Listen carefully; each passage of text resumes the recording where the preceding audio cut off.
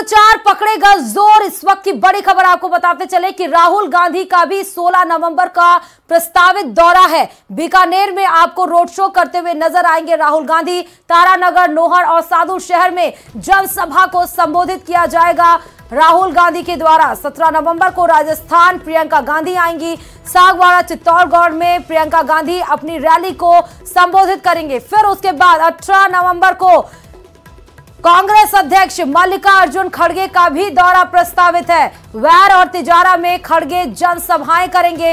कांग्रेस की कल से फिर से शुरू होगी गारंटी यात्रा। अब 6 शहरों में गारंटी यात्रा निकालेगी कांग्रेस।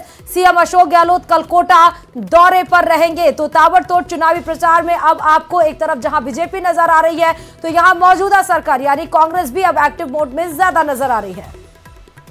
और राजस्थान के चुनाव में अब दिग्गज नेताओं की एंट्री होने वाली है। बीजेपी के तमाम बड़े नेता राजस्थान में आपको प्रचार करते हुए नजर आएंगे और इनमें एक वित्त मंत्री निर्मला सीतारमण का नाम भी शामिल है। निर्मला सीतारमण कल जयपुर आएंगी, जहां बीजेपी के मीडिया सेंटर में प्रेस वार्ता को संबोधित करने के बाद किशनपोल और आदर्श नगर विधानसभा में जनसभा को संबोधित करेंगी। चुनाव प्रचार के बाद शाम को ही जयपुर से दिल्ली के लिए रवाना हो जाएंगी वित्त मंत्री निर्मला सीतारमण।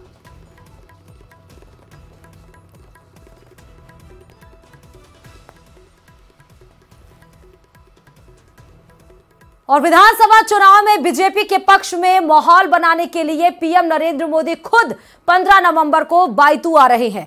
पीएम मोदी की सभा की सफल बनाने के लिए बीजेपी बायतू प्रत्याशी बालाराम मूड ने अपनी पूरी ताकत झोंक दी है और जो इस पूरी ताकत को झोंकने के साथ ही उन्होंने महिलाओं को भी मैदान में उतार दिया है। और घर घर जाकर महिलाएं जहां पीले चावल बांट रही हैं, तो वहीं बालाराम मूड गांवों में छोटी छोटी सभाएं कर जनता से बीजेपी के लिए समर्थन और पीएम की सभा में ज्यादा से ज्यादा संख्या में पहुंचने की अपील कर रहे हैं।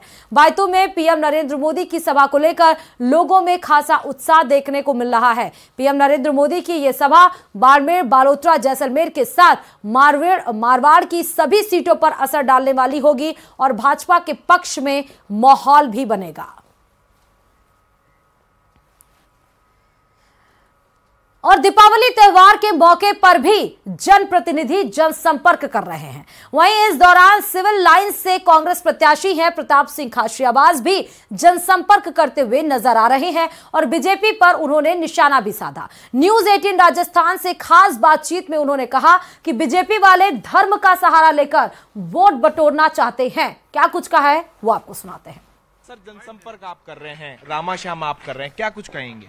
मैं एक सुबह मीटिंग थी यहाँ, वो मीटिंग इन्होंने हमारे साथियों ने रखी थी, बड़ी मीटिंग थी। वहाँ मुझे उम्मीद नहीं थी कि इतने लोग इकट्ठे हो जाएंगे, लेकिन पहली बार मैंने देखा है कि काफ़ी लोग ऐसे मिल रहे हैं जो काम पर साथ आ रहे हैं। क्योंकि इस एरिया में, उस एरिया में उधर सीवरेज तक नहीं थी, क्योंकि पहले सीवरेज का लेवल नहीं मिल रहा था। आपकी बार हमने सीवरेज डाल के नई सड़कें बनाकर पूरा एरिया डेवलप कर दिया। यहाँ पे आप आए होंगे, एक पुलिया है, उसको चौड़ा किया गया क्योंकि जाम लगता था।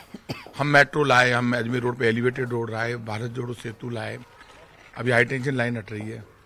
और हाई टेंशन लाइन का एक तो 50 करोड़ की लागत से हट रही है, एक हमने नया टेंडर किया 112 करोड़ का, इसमें पूरे सिविल लाइन की हाई टेंशन लाइन हम हटाने जा रहे हैं।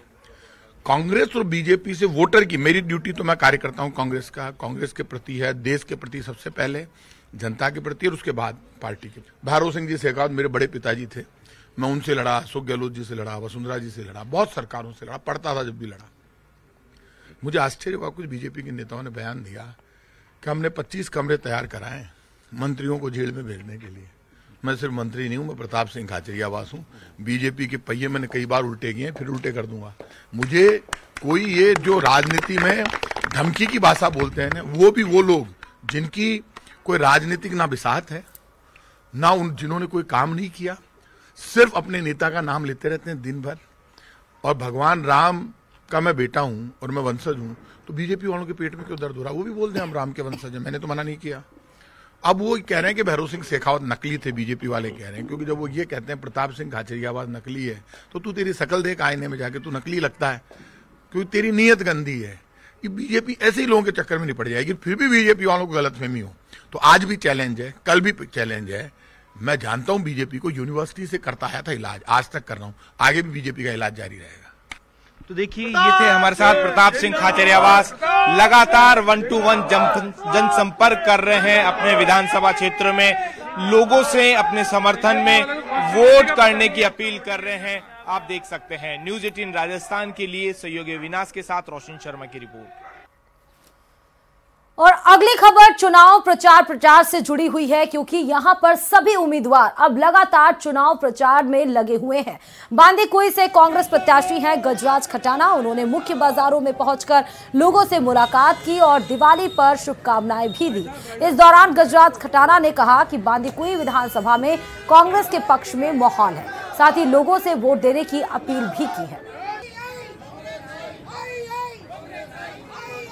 सभी कांग्रेसी लोग हर दिवाली को और होली को पूरे बाजार में रामा श्यामा के लिए निकलते हैं और आज अभी सभी कांग्रेस के हमारे कार्यकर्ता नेता सभी आज रामा श्यामा करने के लिए दिवाली के लिए बांदीकुई बाजार में निकले और सभी से हम मिलजुल कर भाईचारे का संदेश देंगे। ऐसी ही आज की हमारी ये कार्यक्रम है।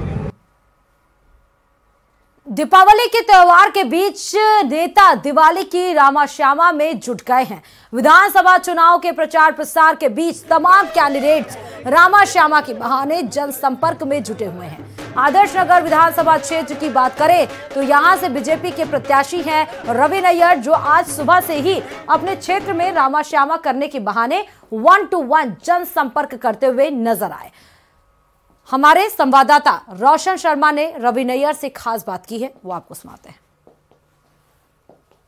दीपावली के त्योहार से बड़ा नेताओं के लिए ये कह सकते हैं कि चुनाव के बीच में ये जो त्योहार है उसे किस तरीके से सेलिब्रेट यहाँ पर कर रहे हैं। अभी देखिए हमारे साथ आदर्श नगर से बीजेपी के प्रत्याशी रवि नैयर मौजूद हैं। आप देख रहे हैं दिवाली के दूसरे दिन यहाँ पर वो जनसंपर्क में जुट चुके हैं, क्योंकि समय कम है, चुनाव नजदीक है, ऐसे में लगातार जनसंपर्क कर रहे हैं हम। रवि नैयर साहब, दिवाली का त्योहार है, किस तरीके से सेलिब्रेट आप कर रहे हैं इस त्योहार को? मेरे लिए बहुत सौभाग्य की बात है कि हम ये कहते हैं कि बस्ती में गरीबी जहाँ होता है वहाँ गिरीश बसते हैं। आज मेरे लिए जो भगवान के तुल्य है सारे कार्यकर्ता, मैं इनके बीच में हूँ, बस्ती के बंदर, इनके साथ दिवाली की शुभकामनाएं दे रहा हूँ और मेरे को जनता आशीर्वाद दे रही है। और मेरे लिए बहुत बढ़िया कि त्योहार और पर्व हमेशा समाज के ऐसे लोगों में ही मनाना चाहिए जो थोड़ा सा कहीं अभाव के क्षेत्र में रहते हैं। ये हमने मोदी जी से सीखा। ऐसे लोगों में आप जाकर मिल रहे हैं, लोगों की काफी शिकायतों का आप सामना करते हैं, लोगों के काफी गीले शिकवे हैं, चाहे नेताओं को लेकर, क्या कुछ कहेंगे इन सब को? शिकायत अपनों से की जाती है, दूर बगानों से नहीं की जाती। मैं तो पहली बार ही आया हूँ यहाँ पर विधायक बनने के लिए, समर्थन मांगने के लिए। उन बेचारों को नहीं पता था कि पहले कांग्रेस की सरकार थी, कांग्रेस का विधायक था। उनका जो रोष था वो कांग्रेस के विधायक के प्रति था, कांग्रेस की सरकार के प्रति था। मगर मैं उनका रोष को स्वीकार कर रहा था। मैं उनको कह रहा था कोई बात नहीं, जो विकास रुक गया उस विकास की गंगा बहेगी, क्योंकि डबल इंजन की सरकार बनेगी। ऊपर मोदी जी, नीचे मोदी जी, और मोदी जी का विधायक जहाँ होगा तो ये जब सारी चीजें कड़ी से कड़ी जुड़ेगी तो विकास होगा। वो भावुक हो गए देख के कि शिकायत किससे करेंगे। जो आया वहां पे उनको मेरे को दिखा रहे थे, ये देखो पिछले 5 साल की सरकार ने तुष्टिकरण के अलावा कुछ नहीं किया एक दूसरे को लड़ाने के लिए। और जो भी घिनौने काम किया आपने देखा। मैं अब समय कम है, गिनाने लगूं तो सवेरे से लेकर शाम तक आपस में ही लड़ते रहे।